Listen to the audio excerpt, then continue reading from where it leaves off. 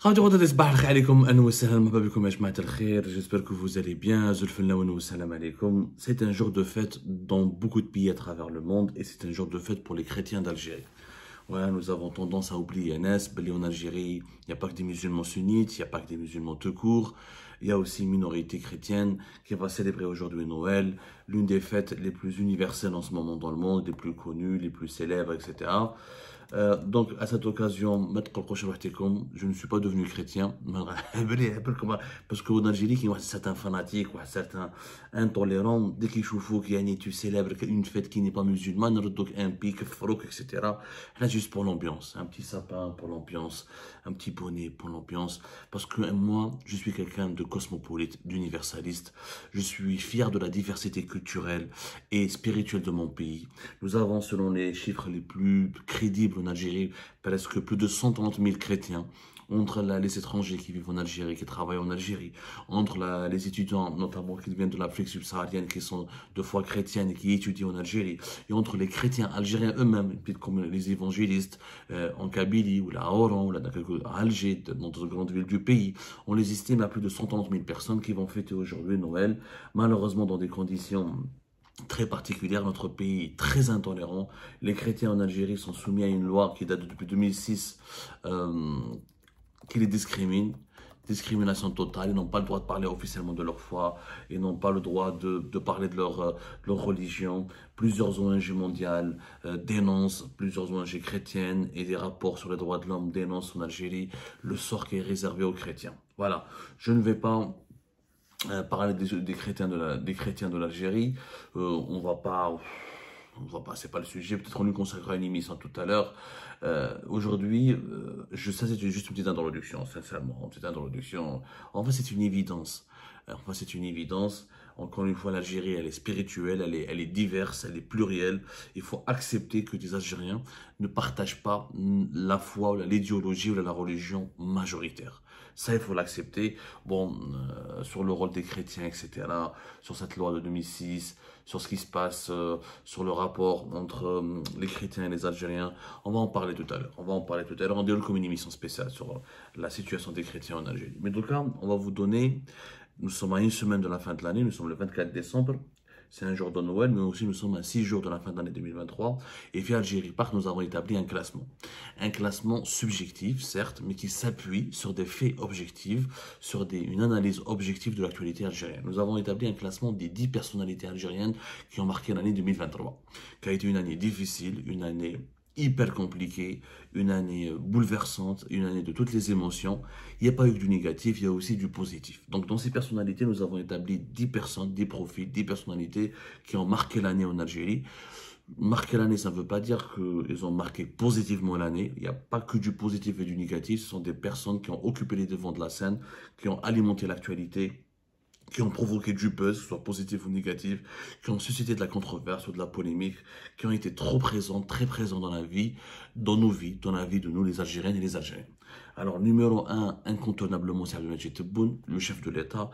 Vous savez, l'Algérie est un système présidentiel très fort, où le président de la République a toutes les prérogatives, il a tous les pouvoirs entre ses mains. Et Abdelmadjid Tebboune, à travers toutes ses sorties, il a été, les interviews qu'il avait fait, son bilan est assez médiocre, malheureusement, pour cette année 2023. L'échec de l'intégration au BRICS en août 2023, l'échec de son gouvernement et de ses ministres successifs à contrôler l'inflation, à limiter l'inflation, à limiter l'impact de la cherté excessive de la vie. On en a parlé, la hausse excessive des prix en Algérie qui a érodé le pouvoir d'achat, qui a fait basculer des millions de foyers d'Algériens dans une précarité sans précédent.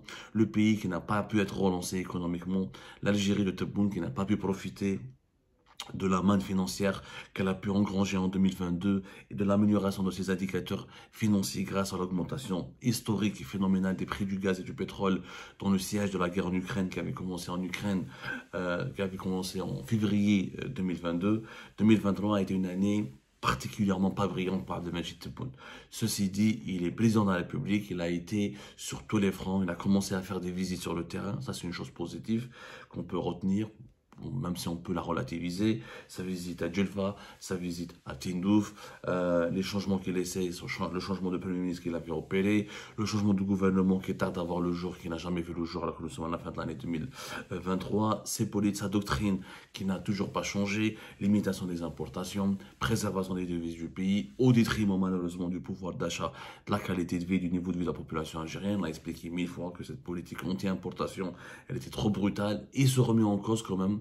Et s'est remis en cause puisque entre mai et septembre 2023, nous avons assisté à des dérives inqualifiables, historiques et inédites contre les entreprises privées et étrangères en Algérie à travers ce fameux dispositif de comité de redressement fiscal et de surveillance des opérations douanières et financières qui a épinglé plus de 1200 entreprises nationales et étrangères où des chefs d'entreprise ont été placés sous ISTN, sous interdiction de sortie du territoire national.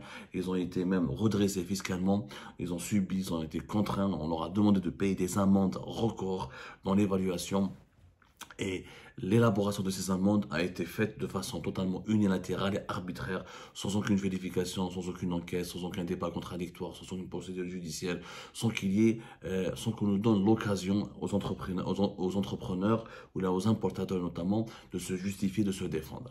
À tout ça, Abdelmadjid Tebboune a été la présence sur la scène internationale comme sur la scène nationale. Il est chef de l'État. Quand on est président en Algérie, on attire tous les projecteurs vers soi et on a toutes les clés entre ses mains si on veut réellement bien gouverner, changer le pays. Numéro 2, Saïd Chenguereha, le chef d'état-major de l'armée algérienne. L'institution militaire, l'institution militaire fait partie des pièces maîtresses du régime en Algérie. Saïd Chenguereha qui a accompagné Tebboune partout, là où il va, il l'accompagne, il est avec lui. Le duo Tebboune et Chenguereha, comme en 2022, a marqué sa solidité en dépit des divergences qu'il y a entre leurs clans. Entre le membre de l'entourage de Chenguereha et les membres de l'entourage de Tebboune ne s'entendent pas du tout. Il y a des guerres fratricides, il y a des luttes intestines, il y a des luttes d'influence, de leadership, mais les deux hommes, eux, c'est leur clan ne s'entendent pas et leur entourage entretient des relations très envenimées et très empoisonnées, notamment entre les conseillers d'Abdelmadjid Tebboune et certains colonels ou généraux dans les services de la sécurité militaire, ou dans les services secrets, ou là, dans l'état-major de l'Olympique, qui sont affiliés ou là, fidèles à Saïd Chenguereha. Ça s'est passé très mal passé. Il y a eu des arrestations, il y a eu des emprisonnements, il y a eu des incarcérations. Chenguereha a incarcéré, a arrêté toutes les personnes qui sont rapprochées des conseillers d'Abdelmadjid Tebboune qui sont Boualem, et vice-versa. Abdelmadjid Tebboune ou le Boualem ont torpillé ou là, cassé toutes les personnes qui étaient trop fidèles à Chenguereha dans leur entourage ou là, qui ont essayé de noyauter la présidence en relayant, en défendant les intérêts, ou en se rapprochant trop des intérêts de Saïd Chenguereha. En début de cela, entre Saïd Chenguereha et Abdelmadjid Tebboune, il y avait une harmonie, une entente presque totale. Les deux hommes sont d'accord sur l'option du deuxième mandat. Jusqu'à maintenant, pas de divergence. Et les deux hommes ont envie de poursuivre ensemble, main dans la main, leur mission à la tête de l'État. Ils veulent rester ensemble au pouvoir. Ils n'imaginent pas, ni Chenguereha, ni Tebboune, n'imaginent continuer à diriger le pays l'un sans l'autre. Donc, ça a marqué l'année. Saïd Chenguereha, deuxième dans cette liste. Troisième, je crois, c'est une femme, Saïda Narza. Saïda Narza, président de la Confédération Générale des Entreprises Algériennes, la CGEA, qui a soulevé qui a eu peut-être le courage d'imposer une remise en cause au régime Tebboune concernant la gestion économique du pays.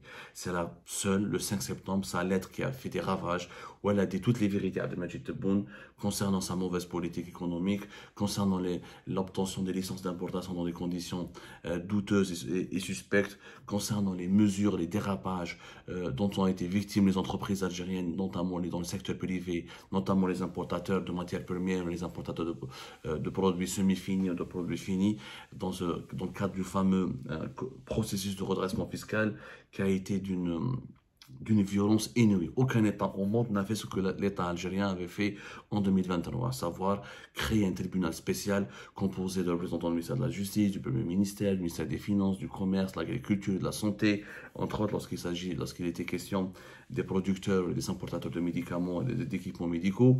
On les ramenait dans une salle, ils étaient convoqués par la police, ils étaient escortés par des douaniers armés par des Kalachnikov ou l'armée de Kalachnikov. On les mettait dans des salles d'attente, on les menaçait, on on les intimidait, il n'y avait pas d'avocat, ils n'avaient pas le droit, beaucoup de droit à la parole, on leur signifiait l'obligation de payer une amende. On les menaçait de les placer en détention, de les poursuivre en justice et de finir à la prison.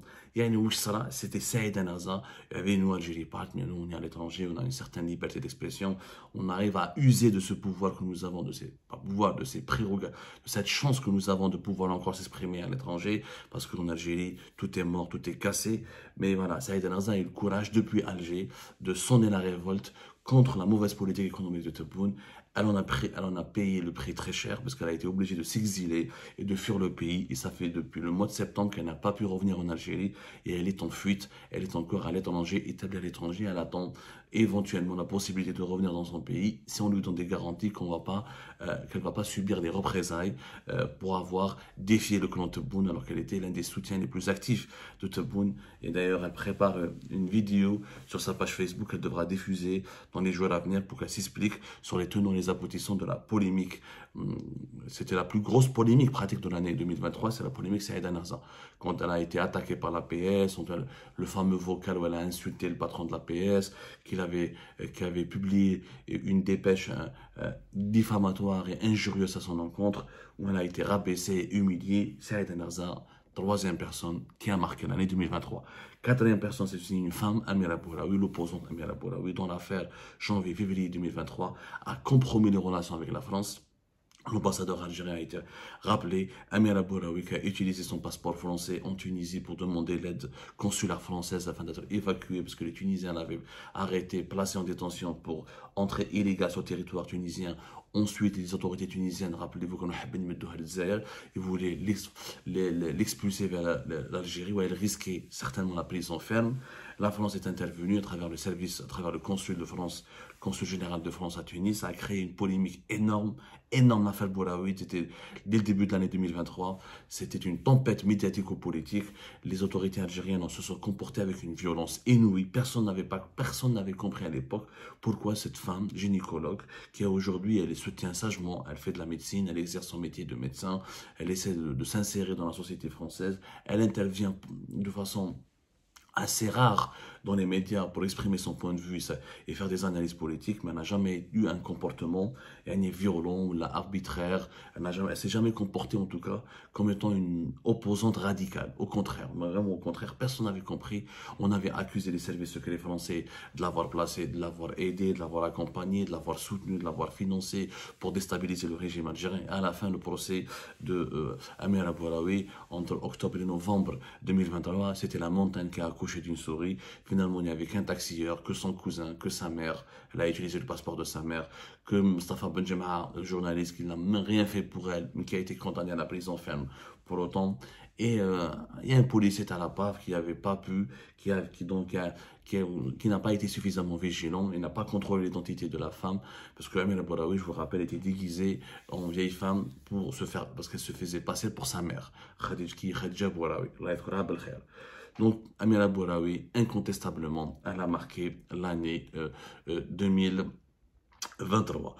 La cinquième personnalité, c'est une personnalité politique, Abdelrazak Maghri. Abdelrazak Maghri, on ne peut pas dire qu'il n'a pas mal. Il a vraiment, vers la fin de l'année, provoqué une situation politique inédite. Il a été interdit début décembre de voyager à l'étranger parce qu'il voulait aller à Doha rencontrer les gens du Hamas et leur parler.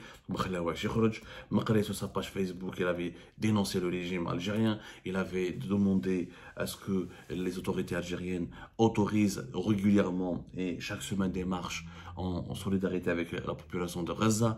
Il avait dévoilé des vérités assez surprenantes sur le changement du positionnement du régime algérien vis-à-vis de la question palestinienne. Il avait révélé des informations sur les relations entre l'ambassade des États-Unis d'Amérique et plusieurs députés, personnalités politiques et dont des hauts décideurs du régime de Tebboune. Il a été l'opposant le plus critique, le plus virulent, le plus engagé durant notamment les 3 derniers mois de l'année 2023, notamment depuis le début de la crise et de la tragédie de Gaza avec les événements du 7 octobre 2023 et les attaques du Hamas contre Israël qui ont provoqué une réaction d'une violence inouïe contre la population de Gaza. Maghri, on ne peut pas le dire, il a marqué l'année et nous l'avons classé donc à la cinquième position. Au sixième position, nous retrouvons un homme d'affaires, Kamel Moula. Kamel Moula qui, pour nous, encore une fois, quand on regarde les classements, ça ne veut pas dire que c'est des choses positives. Non, c'est pas que du positif, c'est des fois négatif. Kamel Moula, par exemple, pour moi, il a joué un rôle pernicieux. Il a relancé l'oligarchie. Il a relancé l'influence de l'oligarchie en Algérie. Kamel Moula qui a remplacé Ali Haddad en quelque sorte. C'est le Ali Haddad du régime algérien. D'ailleurs, nous sommes en train de faire une grosse enquête sur lui. Nous allons publier des détails assez nouveaux et assez exclusifs sur les manœuvres qu'il est en train d'opérer pour s'enrichir et pour profiter de sa proximité avec le régime Tebboune pour s'imposer comme étant pratiquement le chouchou, le milliardaire chouchou du pouvoir algérien. Le CREA, le Conseil du renouveau économique algérien, qui même a remplacé le gouvernement. Certaines annonces fondamentales qui concernent l'avenir économique du pays ou la situation économique du pays, des annonces qui auraient dû être faites par des membres du gouvernement, là, par un premier ministre, ont été faites par Kamel Moula. Kamel Moula qui rencontre régulièrement Abdelmajid Tebboune, qui lui tient compte, qui lui fait des comptes rendus réguliers. Abdelmajid Tebboune participe régulièrement aux événements organisés par le CREA de Kamel Moula. C'est devenu le partenaire du pouvoir. Incontestablement, c'est le partenaire du pouvoir. Et là, sa proximité avec le pouvoir, elle est tout simplement impressionnante. Sincèrement, elle est impressionnante. C'est vraiment remarquable, mais vraiment assez remarquable. Assez remarquable. On pensait que l'oligarchie était finie en Algérie. On pensait que l'époque d'Ali Haddad était révolue. Et bien Kamel Moula est en train de la restaurer sans faire de bruit et sans susciter la moindre contestation. Ça, à la septième place, nous retrouvons une artiste qui a honoré l'Algérie. Voilà, il n'y a pas que du négatif de notre pays. Adila Bendimalad, avec le film Akhira, la dernière reine, qui a fait un succès mondial et qui nous a réconciliés avec l'Algérie. Ce film, très beau film, celui qui ne l'a pas vu encore, il devra aller le voir. Franchement, allez-y le voir. Il a remporté déjà un prix prestigieux au Festival international du film oriental de Genève en juin 2023. Il a remporté aussi un prix au film international du film d'image pour les femmes à Harare, à Zimbabwe.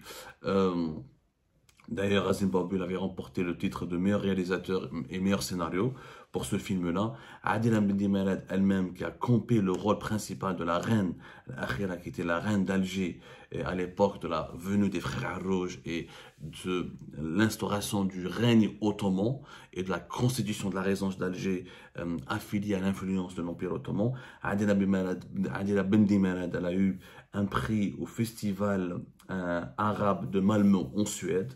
Elle avait obtenu le prix de la meilleure actrice. C'était en début mai 2023. C'est franchement une performance. Ce film est une performance remarquable. C'était l'un des faits marquants de l'année 2023. Et ben voilà, ça prouve que il y a des artistes algériens qui continuent il y a des artistes, il y a des productions culturelles algériennes qui continuent d'honorer notre pays, de promouvoir sa belle image. Il y a encore de l'espoir dans notre pays, il y a des créateurs, il y a des cerveaux et des génies. Il faut juste les encourager. Je rappelle juste le Akhira en ce moment en lice pour la 49e cérémonie des Césars dans la catégorie du meilleur film étranger en France. C'est prévu, la cérémonie finale est prévue le 23 février 2024 prochain. Ça va se dérouler à la salle Olympia. Au mois de septembre 2023, il y a eu le film algérien Akhira a obtenu la mention spéciale du jury dans la section Giornate degli Autori, à savoir les auteurs femmes de moins de 40 ans. Durant la 70e édition de la Mostra de Venise, c'est le troisième plus grand festival de cinéma au monde, après celui de Cannes et le festival de cinéma de Berlin. Donc, c'était un fait marquant de l'année. Merci beaucoup à Adila Bendimalad et à toute l'équipe d'Al Akhira. Un sportif, aussi, il a marqué l'année, c'est l'entraîneur de l'USMA, Ben Cheikha, qui ont remporté cette année un titre africain. Ça fait longtemps que nous n'avons pas vu l'USMA briller à la tête au plus haut sommet du continent africain. Abdelhak Ben Cheikha, qu'on nous surnomme le général. Voilà, le sportif de l'année pour moi. Le sportif de l'année. Il a permis à l'USMA donc de remporter un titre continental qui est la Coupe de la CAF durant cette année 2023, la Supercoupe du continent africain aussi. Ben Cheikha qui a eu donc énormément de succès en Algérie, entraîneur de Belouizdad. Il a été en Tunisie avec le club africain, mais avec l'USMA, il a fait un travail exceptionnel avec cette coupe de la Confédération, la coupe de la CAF et la Super Coupe de la CAF. Et l'USMA a été pratiquement l'une des équipes africaines qui a le plus, qui a le plus brillé, qui a certainement le plus brillé durant cette année 2023. C'est exceptionnel, ya jma'a. Donc nous avons des flux positifs. Alhamdoulilah, il n'y a pas eu que du négatif depuis Bladna. Nous avons classé en dernier lieu, pour terminer ce top 10, un scientifique algérien. Les balak, bon, à la 9e place, on a mis Youssef Attal. Youssef Attal, c'était pour nous incontournable. La polémique Youssef Attal, l'affaire Youssef Attal a marqué les esprits. Ce qui lui est arrivé, son arrestation, son placement sous contrôle judiciaire, son procès qui s'est déroulé récemment, début décembre 2023, ce qu'il a déclaré pendant son procès, l'acharnement médiatique excessif dont il avait été, dont il avait fait l'objet de la part des médias français, des politiques français qui se sont acharnés contre lui, juste pour avoir publié une vidéo qui est malencontreuse. Je le dis bien, ce qu'il a fait, c'est une erreur. Mais on a fait de lui l'antisémite, on a fait de lui un raciste, on a fait de lui un partisan du terrorisme. Il a subi les foudres des autorités françaises, il a foudre des lobbies, des pouvoirs médiatiques et politiques en France, mais la justice n'a pas retenu contre lui l'apologie du terrorisme. Il a été poursuivi pour provocation à la haine raciale. Le procès s'est déroulé, mais vraiment, c'était... Quand est-ce le procès? C'était début décembre. On en a déjà parlé. Le verdict, d'ailleurs, sera rendu 3 janvier 2024. Donc, ce sera l'événement avec lequel on va commencer l'année 2024. Apparemment, tout le monde dit que Youssef Attal va partir et ne va pas rester là. Donc, voilà, le procureur de la République, c'était le 18 décembre dernier, son procès. C'était vraiment le 18 décembre dernier. Youssef Attal, donc, qui a marqué l'année 2023, malheureusement, pas à travers ses performances sportives, mais à travers cette polémique inédite sur le conflit israélo-palestinien. Le dernier, c'est un scientifique algérien. C'est un scientifique algérien, c'est le mathématicien algérien Youssef Saad, dont beaucoup d'entre vous certainement ne connaissent pas. Mais il méritait, selon nous, d'être cité parce qu'il avait pris un prix international. Alors, c'est un chercheur à l'université de Minnesota. Il est né à Alger, il est d'origine kabyle de Borny. Il a obtenu un prix international très prestigieux pour ses travaux dans les mathématiques. Il avait enseigné, il avait fait l'université d'Alger, il a fait ensuite l'université de Grenoble. Il est aujourd'hui professeur d'université. Il est à l'université du Minnesota aux États-Unis d'Amérique. Il est exceptionnellement génial, ce monsieur, et c'est un cerveau. Franchement, c'est un cerveau. Il a été récompensé durant l'année 2023 par le prestigieux prix John von Neumann des mathématiques de l'année 2023. C'est une distinction mondiale. Vraiment, c'est une distinction mondiale. C'est pas la médaille Fields, qui est l'équivalent du prix Nobel des mathématiques, mais ce n'est pas loin. Ce n'est pas loin du prix Nobel, cette fameuse médaille Fields. C'est comme les mathématiciens n'ont pas de prix Nobel. Ils ont un autre prix qui s'appelle la médaille Fields. Et elle a pris un autre prix très intéressant et très prestigieux, John von Neumann, dans l'année 2023. C'est l'une des plus prestigieuses distinctions dans le monde pour les mathématiciens. Mais on a absolument tenu à le classer parmi les personnalités qui ont marqué l'année, parce que voilà, l'Algérie, c'est pas que des mauvais dirigeants, c'est pas que des dirigeants corrompus, ce n'est pas que des problèmes politiques, ce n'est pas que la répression, c'est aussi, surtout aussi, et beaucoup des artistes qui brillent, des scientifiques intelligents et brillants, des sportifs qui ramènent des beaux trophées pour notre pays, et c'est ça l'Algérie. Ce n'est pas que des problèmes, c'est beaucoup de problèmes, certes, et de sinistrose et de tristesse, mais il y a aussi de la joie, il y a aussi de l'espoir, et tant qu'il y a de l'espoir, il y a la vie. On va continuer à se battre. Encore une fois, joyeux Noël. Pour nous avoir accompagnés durant cette année 2023. Le combat continue. Algérie ne va pas